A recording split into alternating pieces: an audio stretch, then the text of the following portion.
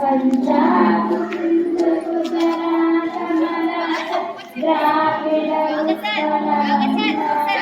వింధ్య హిమాచల Yamuna Ganga ఉచ్చల jealousy తరంగా भगति बनावे जाने नमस बास समावे जाने कद जय दादा जन जन मंगल नायक जय हे भारत भाग्य विधाता जय हे जय हे जय हे जय जय जय जय हे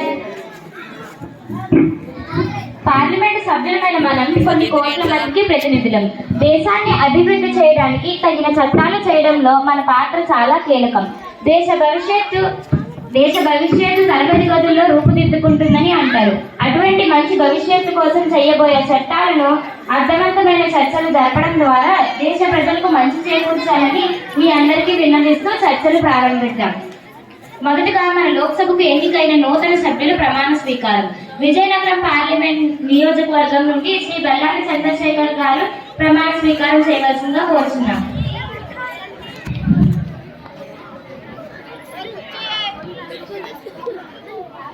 శ్రీ బెల్లాన చంద్రశేఖర్ అను నేను విజయనగరం లోక్సభ సభ్యునిగా ఎన్నుకోబడినందున చట్టరీత్యా నెలకొల్పబడిన భారత సంవిధానం పట్ల యథార్థమైన భక్తి విశ్వాసములు కలిగినందున భారతదేశ సర్వ అధికారములను అఖండతను సమర్థించదను.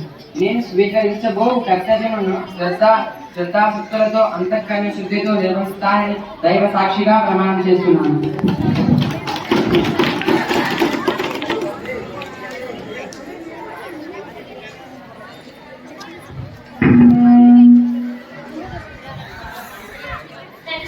మధ్యకాలంలో దేశంలోనూ ప్రపంచంలోనూ స్వర్గస్థులైన ప్రముఖ వ్యక్తులకు నివాళి.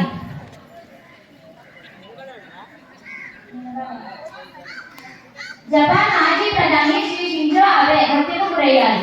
ఆయన ప్రధానిగా ఉన్న సమయంలో భారత్ జపాన్ సంబంధాలు చాలా పటిష్టమయ్యాయి. ఆయన హత్యకు గురి కావడం పట్ల భారతదేశం జపాన్కు సంతాపాన్ని తెలియజేస్తుంది. ఆంధ్రప్రదేశ్ రాష్ట్రానికి చెందిన ప్రముఖ సినీ నటుడు శ్రీ ఘట్టమనేని కృష్ణ గారు ఈ నెలలోనే మరణించారు. సినీ రంగ చరిత్రలో అత్యధిక చిత్రాల్లో కథానాయకునిగా చేసి రికార్డులు సృష్టించిన కృష్ణ గారు చనిపోవడం సాధారణం. కృష్ణ కుటుంబానికి తెలుగు ప్రజలకు ఈ లోక్సభ సంతాపాన్ని తెలియజేస్తుంది.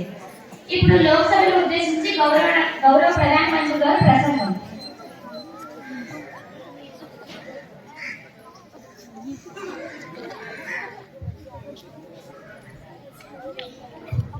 అధ్యక్ష, మేము అధికారం చేపట్టినప్పటి నుంచి తీసుకున్న చర్యల కారణంగా భారతదేశం గతం కన్నా అన్ని రంగాల్లో అభివృద్ధి సాధిస్తుంది.